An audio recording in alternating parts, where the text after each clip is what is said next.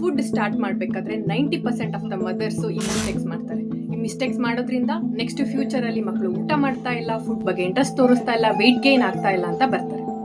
So ಇವತ್ತಿನ video ತುಂಬಾ important. ಯಾಕೆ ಅಂದ್ರೆ ಫಸ್ಟ್ 2 years ಅಲ್ಲಿ ಎಸ್ಪೆಷಲಿ ಫಸ್ಟ್ ಫುಡ್ಸ್ಗಳನ್ನ ನಾವು ಸ್ಟಾರ್ಟ್ ಮಾಡ್ಬೇಕಾದ್ರೆ ಯಾವ ರೀತಿ ಏನೇನೆಲ್ಲ ಮೆಜರ್ಸ್ ತಗೊಳ್ತೀವಿ ಅನ್ನೋದು, ಅವರ ನೆಕ್ಸ್ಟ್ ಯಾವ ರೀತಿ ಅವರು ಫುಡ್ಗಳನ್ನ ಅಕ್ಸೆಪ್ಟ್ ಮಾಡ್ತಾರೆ, ಅವರ ಫುಡ್ ಚಾಯ್ಸಸ್ ಹೇಗಿರುತ್ತೆ ಅನ್ನೋದ್ರ ಮೇಲೆ ತುಂಬಾ ಡಿಪೆಂಡ್ ಆಗುತ್ತೆ. ಇವತ್ತಿನ ವಿಡಿಯೋದಲ್ಲಿ ಮೇನ್ಲಿ ಏನೇನೆಲ್ಲ ಕಲಿತೀವಿ ಅಂದ್ರೆ, ಮಕ್ಕಳಿಗೆ ಎಕ್ಸಾಕ್ಟ್ಲಿ ಯಾವಾಗಿಂದ ಸ್ಟಾರ್ಟ್ ಮಾಡಬೇಕು, ಕೆಲವೊಬ್ಬರಲ್ಲಿ ಕನ್ಫ್ಯೂಷನ್ ಇರುತ್ತೆ 6 months ಇಂದ ಒಳಗಡೆನ 6 months ಆದ್ಮೇಲೆ ಅಂತ. ನೆಕ್ಸ್ಟ್ ಯಾವಾಗ ಸ್ಟಾರ್ಟ್ ಮಾಡಬೇಕು, ಎಷ್ಟು ಕೊಡಬೇಕು, ಮತ್ತೆ ಯಾವ ರೀತಿ ಆಹಾರಗಳನ್ನ ಕೊಡಬೇಕು, ಮತ್ತೆ ಏನೇನೆಲ್ಲ ಮಿಸ್ಟೇಕ್ಸ್ ಮಾಡಬಾರ್ದು ಅನ್ನೋದ್ರ ಬಗ್ಗೆ ಕಲಿತಾ ಹೋಗೋಣ. ಸೊ ಈ ಸೀಕ್ರೆಟ್ ಟಿಪ್ಸ್ ಕಲಿಯೋಕ್ಕೆ ಲೆಟ್ಸ್ ಗೆಟ್ ಸ್ಟಾರ್ಟೆಡ್. ಫಸ್ಟ್ ವಿಷಯದ ಬಗ್ಗೆ ಅಡ್ರೆಸ್ ಮಾಡೋಣ, ಯಾವಾಗಿಂದ ಸ್ಟಾರ್ಟ್ ಮಾಡಬೇಕು ಅಂತ. ಸೊ ನೋಡಿ, ಫಸ್ಟ್ 6 ಕಂಪ್ಲೀಟೆಡ್ ಮಂತ್ಸ್ ಅಂತಾನೆ ನಾವು ಹೇಳ್ತೀವಿ. 6 month ಬಿಗಿನಿಂಗ್ ಅಲ್ಲಿ ಎಷ್ಟೊಂದು ಜನ ಸ್ಟಾರ್ಟ್ ಮಾಡ್ತಾರೆ, ಅದು ಕೂಡ ರಾಂಗ್ ಆಗಿರುತ್ತೆ. 6 ತಿಂಗಳು ಮುಗಿದ ನಂತರನೇ ನೀವು ಮಕ್ಕಳಿಗೆ ಆಹಾರಗಳನ್ನ ಸ್ಟಾರ್ಟ್ ಮಾಡಬೇಕು. ನನಗೆ ಗೊತ್ತು, ಬ್ರೆಸ್ಟ್ ಫೀಡಿಂಗ್ ಮಾಡೋದು ತುಂಬಾ ಡಿಫಿಕಲ್ಟ್ ಅಂತ, ಕುತ್ಕೋಬೇಕು, ಬ್ಯಾಕ್ ಏಕ್ ಬರುತ್ತೆ, ಯಾವಾಗಾದ್ರೂ ಈ ಮಕ್ಕಳಿಗೆ ನಾವು ಮೇಲಿನ ಆಹಾರಗಳನ್ನ ಸ್ಟಾರ್ಟ್ ಮಾಡ್ತೀವೋ, ಯಾವಾಗಾದ್ರೂ ನಾವು ಫ್ರೀ ಆಗಿರ್ತೀವೋ ಅಂತ ತುಂಬಾ ಜನ ಮದರ್ಸ್ ನಾವು ಆ ಒಂದು ಟೈಮಿಗೋಸ್ಕರನೇ ಎದುರು ನೋಡ್ತಾ ಇರ್ತೀವಿ.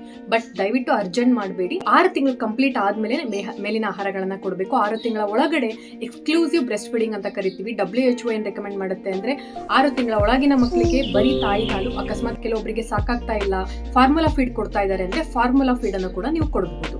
ಸೊ ಇದನ್ನ ಬಿಟ್ಟು, ಅಥವಾ ಏನಾದ್ರೂ ಮಗುಗೆ ಹುಷಾರಿಲ್ಲ ಅಂತ ಹೇಳಿದ್ರೆ ಕೆಲವೊಂದು ಮೆಡಿಕೇಶನ್ಸ್ ಅನ್ನ ಬಿಟ್ಟು ಬೇರೆ ಏನು ಕೂಡ ಸ್ಟಾರ್ಟ್ ಮಾಡಬೇಡಿ. ಸೊ ನೆಕ್ಸ್ಟ್ ಟಾಪಿಕ್ಗೆ ಹೋಗೋಣ. ಎಷ್ಟು ಕೊಡಬೇಕು, ಹೌ ಮಚ್ ಟು ಸ್ಟಾರ್ಟ್ ಅಂತ. ನೋಡಿ, ತುಂಬಾ ಕಡಿಮೆ ಕೊಡೋದು ಒಳ್ಳೇದಲ್ಲ, ತುಂಬಾ ಜಾಸ್ತಿ ಕೊಡೋದು ಒಳ್ಳೇದಲ್ಲ. ತುಂಬಾ ಅಪ್ರಾಪ್ರಿಯೇಟ್ ಆಗಿ ಮಕ್ಕಳಿಗೆ ಕೊಡೋದು ತುಂಬಾ ಇಂಪಾರ್ಟೆಂಟ್ ಆಗುತ್ತೆ. ಕೆಲವೊಬ್ರು ಬರೀ ದಾಲ್ ವಾಟರ್ ಅಂದ್ರೆ ಬೇಳೆಕಾಳು ಬೇಯಿಸಿರೋ ನೀರನ್ನ ಕೊಡ್ತಾರೆ, ಕೆಲವೊಬ್ರು ತುಂಬಾ ತೆಳ್ಳಗರಾಗಿ ಸರಿ ಮಾಡ್ಕೊತಾರೆ, ಇದು ಕೂಡ ಒಳ್ಳೇದಲ್ಲ. ಕೆಲವೊಬ್ರು ಚೆನ್ನಾಗಿ ತಿಕ್ಕಾಗಿ ಮಾಡ್ಬಿಟ್ಟು ಅರ್ಧ ಬಟ್ಲು 1 ಬಟ್ಲು ಕೊಡ್ತಾರೆ, ಇದು ಕೂಡ ತಪ್ಪಾಗಿರುತ್ತೆ. ಫಸ್ಟಿಗೆ ನೀವು ಸ್ಟಾರ್ಟ್ ಮಾಡ್ಬೇಕಾದ್ರೆ ಅಕಾರ್ಡಿಂಗ್ ಟು ICF ಗೈಡ್ಲೈನ್ಸ್ ಏನ್ ಹೇಳುತ್ತಪ್ಪ ಅಂತ ಹೇಳಿದ್ರೆ 6 ಇಂದ 9 months. ಇಲ್ಲಿ ನೋಡಿ, ಇಲ್ಲಿ ಚಾರ್ಟ್ ಅನ್ನ ನಾನು ಡಿಪೆಕ್ಟ್ ಮಾಡ್ತಾ ಇದ್ದೀನಿ. ಇದು ಆಲ್ಮೋಸ್ಟ್ ಇಂಟರ್ನ್ಯಾಷನಲ್ ಗೈಡ್ಲೈನ್ಸ್ ಅಂತಾನೆ ನಾನು ನಿಮ್ಗೆ ಹೇಳ್ಬೋದು. ಇದು ಒಂದು ಇಂಪಾರ್ಟೆಂಟ್ ಗೈಡ್ಲೈನ್ಸ್ ಅಂತಾನೆ ಹೇಳ್ಬೋದು. ಇದರ ಸ್ಕ್ರೀನ್ ಶಾಟ್ ತೆಗೆದು ನೀವು ಸೇವ್ ಮಾಡಿ ಇಟ್ಕೊಳ್ಳಿ.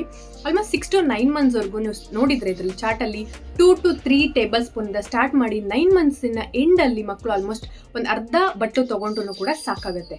ನಾವು ಮೇಜರ್ ಮಿಸ್ಟೇಕ್ಸ್ ಏನ್ ಮಾಡ್ತೀವಿ ಮದರ್ಸ್ ಆಗಿ, ಅಯ್ಯೋ ನಮ್ಮ ಮಗು ತಿಂತಾನೆ ಇಲ್ಲ ಅಂತ ಅನ್ಕೋತೀವಿ. ಬಟ್ ನೀವು ಎಷ್ಟು ಎಕ್ಸ್ಪೆಕ್ಟ್ ಮಾಡಬೇಕು ಅಂತ ನಿಮಗೆ ರಿಯಾಲಿಟಿ ಗೊತ್ತಿರಬೇಕು. ಇದು ತುಂಬಾ ಇಂಪಾರ್ಟೆಂಟ್ ಆಗುತ್ತೆ. ಕನ್ಸಿಸ್ಟೆನ್ಸಿನೂ ಕೂಡ ಮಕ್ಕಳಿಗೆ ಕೊಡೋದು ಪ್ಯೂರಿ ರೂಪದಲ್ಲಿ ಇರಬೇಕಾಗತ್ತೆ. ಮೇಲಿಂದ ಎತ್ತೋ ಇದ್ರೆ ಅದು ಇಳಿಯೋ ತರ ಇರಬೇಕು ಈಸಿಯಾಗಿ. ಸೊ ಈ ತರ ಇದ್ದಾಗ ಏನಾಗುತ್ತೆ, ನೀವು ಮಕ್ಕಳಿಗೆ ಈಸಿಯಾಗಿ ಡೈಜೆಸ್ಟ್ ಆಗುತ್ತೆ, ಮತ್ತೆ ಅದನ್ನ ಚೆನ್ನಾಗಿ ಅಕ್ಸೆಪ್ಟ್ ಮಾಡೋಕ್ಕೆ ಶುರು ಮಾಡ್ತಾರೆ. 9 months 6 month ಅಲ್ಲಿ ನೀವು ಸ್ಟಾರ್ಟ್ ಮಾಡಿ 7th 8th 9th month ಬರ್ತಾ ಸ್ವಲ್ಪ ಸೆಮಿ ಸಾಲಿಡ್ ರೂಪದಲ್ಲಿ ಮಕ್ಕಳಿಗೆ ನೀವು ಕೊಡ್ಬೋದು. ಅಂದ್ರೆ ಸ್ಮ್ಯಾಶ್ ಮಾಡಿದ್ರೆ ಅದು ಸ್ಕ್ವೀಸ್ ಆಗೋ ತರ ಇರಬೇಕು. ಇದನ್ನ ನೀವು ನೆನ್ಪಿಟ್ಕೊಳ್ಳೋದು ತುಂಬಾ ಇಂಪಾರ್ಟೆಂಟ್ ಆಗುತ್ತೆ. ನೆಕ್ಸ್ಟ್ ಮಕ್ಕಳಿಗೆ ಯಾವ ರೀತಿ ಕೊಡಬೇಕು. ಎಷ್ಟೊಂದು ಜನ ಮನೆಗಳಲ್ಲಿ ಇವಾಗ್ಲೂ ಕೂಡ ಮಕ್ಕಳನ್ನ ಮಲಗಿಸ್ಕೊಂಡು ಫೋರ್ಸ್ ಫೀಡ್ ಮಾಡುವಂತ ಪದ್ಧತಿ ಇದೆ. ತಿಂತಾ ಇಲ್ಲ, ಏನ್ ಮಾಡೋದು, ಹಿಂಗಾದ್ರೂ ಹೊಟ್ಟೆ ಹೋದ್ರೆ ಸಾಕು ಅಂತ. ಬಟ್ ಆದ್ರೆ ಪ್ರಾಬ್ಲಮ್ ನನಗೆ ಅರ್ಥ ಆಗುತ್ತೆ, ನಾನು ಕೂಡ ಆ ಪ್ರಾಬ್ಲಮ್ಸ್ ಅನ್ನ ಫೇಸ್ ಮಾಡಿದೀನಿ. ಬಟ್ ಏನಾದ್ರೂ ನಾವು ಫೋರ್ಸ್ ಫೀಡ್ ಅನ್ನ ಮಾಡಿದ್ರೆ ಡೆಫಿನೆಟ್ಲಿ ನೀವು ನೆನ್ಪಿಟ್ಕೊಳ್ಳಿ, ಮಕ್ಕಳಿಗೆ ಫುಡ್ ಬಗ್ಗೆ ಭಯ ಸ್ಟಾರ್ಟ್ ಆಗುತ್ತೆ. ನೆಕ್ಸ್ಟ್ ಈ ಮಕ್ಕಳೇ ಹೋಗ್ಬಿಟ್ಟು ಫುಡ್ ಅನ್ನ ರಿಜೆಕ್ಟ್ ಮಾಡ್ತಾರೆ, ಚೂಸಿ ಆಗ್ತಾರೆ, ಕಿರಿಕಿರಿ ಮಾಡ್ತಾರೆ, ಮತ್ತೆ ವೆಯ್ಟ್ ಗೇನ್ ಕೂಡ ಆಗೋದಿಲ್ಲ. ಮಕ್ಕಳ ಫುಡ್ ಕ್ಯೂಸ್ ಅನ್ನು, ಅಂಗರ್ ಕ್ಯೂಸ್ ಅನ್ನು ಅಬ್ಸರ್ವ್ ಮಾಡೋದು ತುಂಬಾ ಇಂಪಾರ್ಟೆಂಟ್ ಆಗುತ್ತೆ.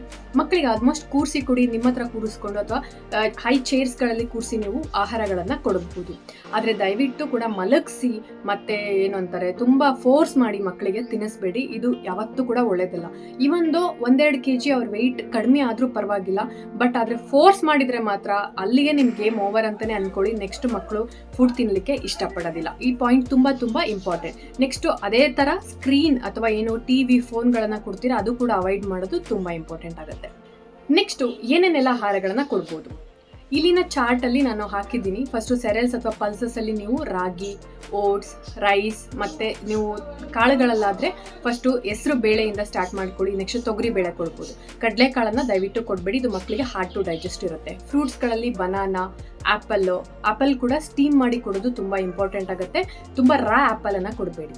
ನೆಕ್ಸ್ಟ್ ಪಪಾಯ ಹಣ್ಣು ಕೊಡ್ಬೋದು. ಚಿಕ್ಕು ಏನಾದರೂ ಸಿಗ್ತಾ ಇತ್ತು ಸೀಸನ್ ಅಲ್ಲಿ ಅಂದ್ರೆ ತುಂಬಾ ಚೆನ್ನಾಗಿ, ಇವನ್ ನೀವು ಪಪಾಯ ಕೊಡೋದಿದ್ರು ಅಷ್ಟೇ, ಚಿಕ್ಕು ಕೊಡೋದಿದ್ರು ಅಷ್ಟೇ, ತುಂಬಾ ಚೆನ್ನಾಗಿ ರೈಪಂಡ್ ಅಥವಾ ಕಳ್ತಿರುವಂತ ಹಣ್ಣುಗಳನ್ನ ಕೊಡೋದು ತುಂಬಾ ಇಂಪಾರ್ಟೆಂಟ್ ಇರುತ್ತೆ. ಮತ್ತೆ ಫ್ರೂಟ್ಸ್ ಮತ್ತೆ ವೆಜಿಟೇಬಲ್ಸ್ ಅನ್ನು ಪ್ಯೂರಿ ರೂಪದಲ್ಲಿ ಕೊಡಿ. ನೆಕ್ಸ್ಟು ವೆಜಿಟೇಬಲ್ಸಿಗೆ ಬಂದರೆ ನೀವು ಕ್ಯಾರೆಟ್ ಕೊಡ್ಬೋದು, ಬೀಟ್ರೋಟ್ ಕೊಡ್ಬೋದು, ಮತ್ತು ಪಂಪ್ಕಿನ್ ಅಂತಹ ವೆಜಿಟೇಬಲ್ಸನ್ನು ನೀವು ಆರಾಮಾಗಿ ಮಕ್ಕಳಿಗೆ ಕೊಡಬಹುದು. ಮತ್ತು ನೀರಿನ ದ್ರವಾಂಶಗಳಿಗೆ ಬಂದರೆ ನೀರನ್ನು ಡೆಫಿನೆಟ್ಲಿ ಕೊಡ್ಬೋದು. ಕಾಯಿಸಿ ಆರಿಸಿದ ನೀರನ್ನು ಕಾಯಿಸಿ ಆರಿಸಿದ ನೀರನ್ನೇ ಪ್ರಿಫರ್ ಮಾಡಿ. ಮತ್ತು ಮಕ್ಕಳಿಗೆ ನೀರು ಕುಡಿಸ್ಬೇಕು ಅಂತ ಬಾಟಲ್ಸಲ್ಲಿ ದಯವಿಟ್ಟು ಇಂಟ್ರೊಡ್ಯೂಸ್ ಮಾಡಬೇಡಿ. ಮಕ್ಕಳಿಗೆ ಆಲ್ಮೋಸ್ಟ್ ಕಪ್ಪಲ್ಲಿ ಅಥವಾ ಬಟ್ಲಲ್ಲಿ ಕೊಡೋದು ತುಂಬ ಇಂಪಾರ್ಟೆಂಟ್ ಆಗುತ್ತೆ. ಇದಾದ್ಮೇಲೆ ಎಳ್ನೀರನ್ನ ಕೊಡ್ಬೋದಾ? ಡೆಫಿನೆಟ್ಲಿ ಎಳ್ನೀರನ್ನ ಕೊಡ್ಬೋದು. ಎಳ್ನೀರು ಮಕ್ಕಳಿಗೆ ತುಂಬ ಒಳ್ಳೊಳ್ಳೆ ನ್ಯೂಟ್ರಿಷನ್ ಅನ್ನ ಕೊಡುತ್ತೆ. ಎಸ್ಪೆಷಲಿ ಈ ಬೇಸಿಗೆ ಕಾಲದಲ್ಲಿ ಇದು ತುಂಬ ಇಂಪಾರ್ಟೆಂಟ್ ಆಗುತ್ತೆ. ಬಟ್ ಒಂದು ರೂಲ್ಸ್ ಏನಪ್ಪ ಅಂತ ಹೇಳಿದ್ರೆ, always introduce one at a time. ಯಾವಾಗಲೂ ಒಂದೊಂದನ್ನೇ ಇಂಟ್ರಡ್ಯೂಸ್ ಮಾಡಿ ಇವತ್ತೇ ಕೊಟ್ಬಿಟ್ಟೆ ನಾಳೆನೇ ಇಮಿಡಿಯೇಟಾಗಿ ಕೊಟ್ಬಿಟ್ಟು ಈ ಥರ ಮಾಡಿದ್ರೆ ಮಕ್ಕಳಿಗೆ ಇಂಡೈಜೆಷನ್ ಆಗುತ್ತೆ. ಅರ್ಜೆಂಟ್ ಮಾಡಿಬಿಡಿ. ಈ 6 to 9 ಮಂತ್ ಫೇಸ್ ಏನಿದೆ ಇದೊಂಥರ ಇಂಟ್ರಡಕ್ಷನ್ ಫೇಸ್ ಥರನೇ ಇರುತ್ತೆ. ನೀವು ಮಕ್ಕಳಿಗೆ ಇದರಿಂದ ಬ್ರೆಸ್ಟ್ ಫೀಡಿಂಗ್ನ ಮೋಸ್ಟ್ ಆಫ್ ದ ಟೈಮ್ ನೀವು ಸ್ಕಿಪ್ ಮಾಡಲಿಕ್ಕೆ ಆಗೋದಿಲ್ಲ. ಸೊ ಮಕ್ಕಳಿಗೆ ಸ್ವಲ್ಪ ಕೊಟ್ಟು ತೊಗೊಳ್ಳಿಲ್ಲ ಅಂದರೆ ನೆಕ್ಸ್ಟ್ ಅವ್ರು ಇಂಟ್ರೆಸ್ಟ್ ಇದ್ದಾರೆ ಬ್ರೆಸ್ಟ್ ಫೀಡಿಂಗ್ ತೊಗೊಳಕ್ಕೆ ಅಂದರೆ ಡೆಫಿನೆಟ್ಲಿ ನೀವು ಬ್ರೆಸ್ಟ್ ಫೀಡಿಂಗನ್ನು ಕೊಡ್ಬೋದು. ನೆಕ್ಸ್ಟ್ ಮಿಸ್ಟೇಕ್ಸ್ ಬಗ್ಗೆ ಮಾತಾಡೋಣ. ಆಲ್ರೆಡಿ ಕೆಲವೊಂದು ಮಿಸ್ಟೇಕ್ಸನ್ನು ನಾನು ಹೈಲೈಟ್ ಮಾಡಿದ್ದೀನಿ. ಟು ಸಮ್ಮರೈಸ್ ದಟ್, ಮಕ್ಕಳಿಗೆ ದಯವಿಟ್ಟು ಫೋರ್ಸ್ ಫೀಡ್ ಮಾಡಬೇಡಿ. ಎರಡನೇದು ಹಂಗರ್ ಕ್ಯೂನ ನೋಡ್ಕೊಳ್ಳಿ. ಮತ್ತೆ ಮಕ್ಕಳಿಗೆ ಸುಪೈನ್ ಪೊಸಿಷನ್ ಮಲಗಿಸ್ಕೊಂಡು ಆಹಾರಗಳನ್ನು ಕೊಡಬೇಡಿ. ಮತ್ತೆ 4ನೇದು ಪ್ಯೂರಿ ರೂಪದಲ್ಲೇ ಇರಬೇಕು. ತುಂಬ ಜಾಸ್ತಿ ಕ್ವಾಂಟಿಟಿಯಲ್ಲಿ ಕೊಡೋದು ಒಳ್ಳೆಯದಲ್ಲ, ಕಡಿಮೆ ಕ್ವಾಂಟಿಟಿಯಲ್ಲೂ ಕೊಡೋದು ಒಳ್ಳೆಯದಲ್ಲ. ಆಲ್ರೆಡಿ ನಾನು ಏನು ಗೈಡ್ಲೈನ್ಸ್ ಹೇಳಿದ್ದೀನಿ ಆ ಒಂದು ರೀತಿಯಲ್ಲಿ ಮಕ್ಕಳಿಗೆ ಆಹಾರಗಳನ್ನು ಕೊಡೋದು ತುಂಬ ಇಂಪಾರ್ಟೆಂಟ್ ಆಗುತ್ತೆ. ಆ್ಯಂಡ್ ಮಕ್ಕಳಿಗೆ ಟಿವಿ ಅಥವಾ ಫೋನ್ ತೋರಿಸೋದು ಡೆಫಿನೆಟ್ಲಿ ನೋ ಅಂತಾನೆ ನಾನು ಹೇಳ್ತೀನಿ. ಸೊ ನಿಮಗೆ ಈ ಟಿಪ್ಸು ತುಂಬ ಸಿಂಪಲ್ ಅನ್ನಿಸ್ಬೋದು, ಬಟ್ ಇದನ್ನು ನೀವು ಫಾಲೋ ಮಾಡಿದರೆ ಟ್ರಸ್ಟ್ ಮೀ, ನಿಮ್ಮ ಮಕ್ಕಳು ಫಝಿ ಈಟರ್ಸ್ ಆಗಲ್ಲ. And don't worry, weight gain ನಿಮಗೆ ಸ್ವಲ್ಪ ಕಡಿಮೆ ಅನಿಸಿದ್ರು ಕೂಡ ನೆಕ್ಸ್ಟ್ ಅವರು ಕ್ಯಾಚಪ್ ಮಾಡ್ಕೋತಾರೆ. ಫೋರ್ಸ್ ಮಾಡಿಲ್ಲ ಅಂದರೆ ಮಕ್ಕಳಿಗೆ ಅದ್ರ ಬಗ್ಗೆ ಫ್ರೆಂಡ್ಶಿಪ್ ಎಸ್ಟಾಬ್ಲಿಷ್ ಆಗುತ್ತೆ. ಕ್ರಮೇಣವಾಗಿ ತಿಂತಾ ಹೋಗ್ತಾರೆ. ನೋಡಿ, ಮಕ್ಕಳು 2 to 2.5 years, ನಾನು ಪೀಡಿಯಾಟಿಷನ್ ಆಗಿ ದಿನಾ ಕೂತ್ಕೊಂಡು ಪೇಷಂಟ್ಸ್ ನೋಡ್ತಾ ಇರ್ತೀನಿ.